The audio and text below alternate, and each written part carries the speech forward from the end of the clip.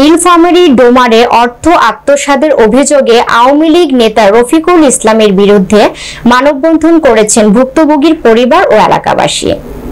মঙ্গলবার দুপুরে উপজেলার জামিরবাড়ি সরকারি প্রাথমিক বিদ্যালয় মাঠে এলাকাবাসীর ব্যানারে মানববন্ধনটি অনুষ্ঠিত হয়।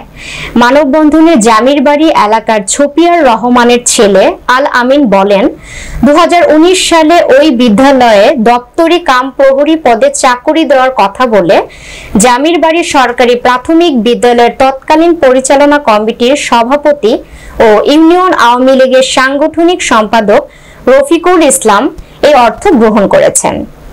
এ সময় উপস্থিত ছিলেন ভুক্তভোগীর পরিবার ও এলাকাবাসী। রফিকুল ইসলাম আওয়ামী লীগের নেতা এই স্কুলের সভাপতি থাকা অবস্থায় 7 লাখ টাকা দিয়েছি, দেওয়ার পরে এখন আমি তার বাড়ি যাই। রফিকুল ইসলাম আওয়ামী লীগের নেতা এই স্কুলের সভাপতি থাকা অবস্থায় আমার কাছ থেকে 7 লক্ষ টাকা নেয়।